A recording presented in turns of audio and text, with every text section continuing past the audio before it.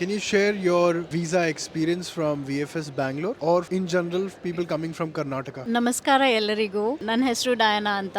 ನಾನು ಬೆಂಗಳೂರಿನವಳು. ಇದು ಬಂದ್ಬಿಟ್ಟು ನಮ್ಮ ಬೆಂಗಳೂರಿನವರಿಗೆ ಸ್ಪೆಷಲಿ ಅಂಡ್ ಆಲ್ಸೋ ನಮ್ಮ ಕರ್ನಾಟಕದವರಿಗೆ ಎಲ್ಲರಿಗೋಸ್ಕರ ಇದು ಹೆಲ್ಪ್ ಆಗುವಂಥದ್ದು. ನನ್ನ ವೀಸಾ ಎಕ್ಸ್ಪೀರಿಯನ್ಸ್ ಬಂದ್ಬಿಟ್ಟು ನಾನು VFS ಬ್ಯಾಂಗ್ಳೂರ್ ಬನರ್ಘಟ್ಟ ರೋಡ್ ನ ಸೆಲೆಕ್ಟ್ ಮಾಡಿದ್ದೆ. ಮೊದಲನೇ ಸ್ಟೆಪ್ ಬಂದ್ಬಿಟ್ಟು ಅಪಾಯಿಂಟ್ಮೆಂಟ್ ತಗೋಬೇಕು. ನಾನು ಪ್ರೀಮಿಯಂ ಸರ್ವಿಸಸ್ ಆಕ್ಚುಲಿ ಚೂಸ್ ಮಾಡಿದ್ದೆ. ಅದಕ್ಕೋಸ್ಕರ ಲೈಕ್ ನಂದು ಆಲ್ಮೋಸ್ಟ್ ಕಂಪ್ಲೀಟ್ ಅಮೌಂಟ್ ಹೇಳಕ್ ಹೋದ್ರೆ ಲೈಕ್ ಆಲ್ಮೋಸ್ಟ್ 2,000 ಅಷ್ಟು ಇತ್ತು. 2,500 ಅದಾದ್ಮೇಲೆ ಲೈಕ್ ಅಪಾಯಿಂಟ್ಮೆಂಟ್ ಡೇಟ್ಗೆ ನಾನು ಹೋಗಿದ್ದೆ.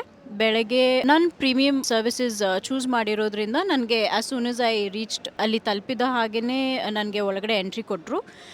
ನಮ್ಮ ಡಾಕ್ಯುಮೆಂಟ್ಸ್ ಅದಿದೆಲ್ಲ 2 sets ಅಲ್ಲಿ ತೊಗೊಂಡು ಹೋಗಿದ್ದೆ. ಸೊ ಇನಿಷಿಯಲ್ ಆಗಿ ಏನೂ ಹೇಳಲ್ಲ ಅವರು. ಒಂದು 2 minutes ಆದಮೇಲೆ ನಿಮ್ಮ ಹೆಸರನ್ನ ಕರೀತಾರೆ. ಅಲ್ಲಿ ಮಲ್ಟಿಪಲ್ ತುಂಬಾನೇ ಕೌಂಟರ್ಸ್ ಇರುತ್ತೆ. ಸೊ ಕೌಂಟರ್ಸ್ ಅಲ್ಲಿ ನಿಮಗೆ ಯಾವ ಭಾಷೆಯಲ್ಲಿ ನಿಮಗೆ ಮಾತಾಡಬೇಕು, ಲೈಕ್ ನಿಮಗೆ ಯಾವ ಇದರಲ್ಲಿ ಕಂಫರ್ಟಬಲ್ ಆಗಿರುತ್ತೋ, ನಿಮಗೆ ಇಂಗ್ಲಿಷ್ ಬಂದರೆ ಇಲ್ಲಾಂದರೆ ಕನ್ನಡದವ್ರೂ ಇರ್ತಾರೆ ಅಲ್ಲಿ. ಸೊ ಕನ್ನಡದಲ್ಲಿ ಮಾತಾಡುತ್ತಾ ಯು ಕ್ಯಾನ್ ನಿಮಗೆ ಗೊತ್ತಾಗುತ್ತೆ ಲೈಕ್ ಎಷ್ಟು ಈಸಿಯಾಗಿ ಪ್ರಾಸೆಸ್ ನಡೆಯುತ್ತೆ.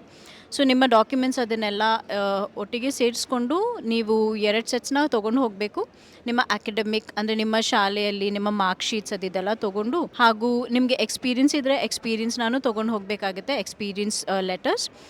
ಅದರ ಜೊತೆಗೆ ನೀವು ಬ್ಲಾಕ್ಡ್ ಅಮೌಂಟ್ ಅನ್ನೋದಿರುತ್ತೆ ಅಲ್ಲ. ಸೊ ನಾನು ಚೂಸ್ ಮಾಡಿದ್ದು ಬಂದ್ಬಿಟ್ಟು ಎಕ್ಸ್ಪ್ಯಾಟ್ರಿಯೋ ಅಂತ. ಸೊ ಅದರಲ್ಲಿ ನನಗೆ ಬಂದ್ಬಿಟ್ಟು ತುಂಬ ಬೆನಿಫಿಟ್ಸ್ ಕೂಡ ಸಿಕ್ತು. ಬಿಕಾಸ್ ಈಸಿ ಹೆಲ್ತ್ ಇನ್ಶೂರೆನ್ಸ್ ಇತ್ತು, ಹೆಲ್ತ್ ಸರ್ಟಿಫಿಕೇಟ್ ಡೌನ್ಲೋಡ್ ಮಾಡಿದ್ದೆ, ಅವ್ರ ಕಡೆಯಿಂದ ಕೊಟ್ಟಿರೋ ಬ್ಲಾಕ್ಡ್ ಅಮೌಂಟ್ದು ಇದು ಕನ್ಫರ್ಮೇಷನ್ ಡೀಟೇಲ್ಸ್ ಕೂಡ ಡೌನ್ಲೋಡ್ ಮಾಡಿದ್ದೆ.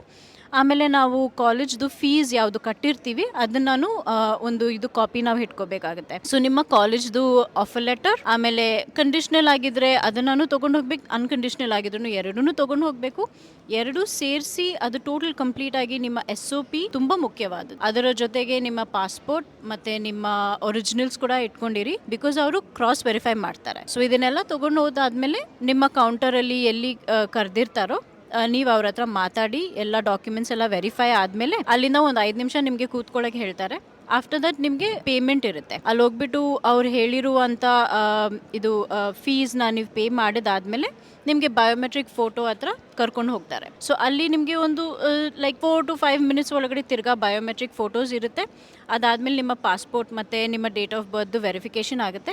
ಅದೆಲ್ಲ ಆದ ನಂತರ ನಿಮಗೆ ನಿಮ್ಮ ಡಾಕ್ಯುಮೆಂಟ್ಸ್ ಎಲ್ಲ ಒಂದು ಇದು ಫೈಲಲ್ಲಿ ಹಾಕಿಬಿಟ್ಟು ನಿಮ್ಮ ಪಾಸ್ಪೋರ್ಟ್ ಅವ್ರ ಹತ್ರನೇ ತೊಗೊಂಡು ಎಕ್ಸಾಕ್ಟ್ಲಿ ಮ್ಯಾಕ್ಸಿಮಮ್ ಹೇಳಕ್ಕೆ ಹೋದರೆ 30 ನಿಮಿಷದ ಒಳಗಡೆ ಇದೆಲ್ಲ ಕೆಲಸ ಮುಗಿಯುತ್ತೆ. ಅದಾದಮೇಲೆ ನನ್ನ ವೀಸಾ ಬಂದ್ಬಿಟ್ಟು ಎಕ್ಸಾಕ್ಟ್ಲಿ 29 days ಅಂತ ಹೇಳೋಕ್ಕಾಗುತ್ತೆ, ಬಿಕಾಸ್ ವೀಕೆಂಡ್ ಬಂದಿರೋದ್ರಿಂದ.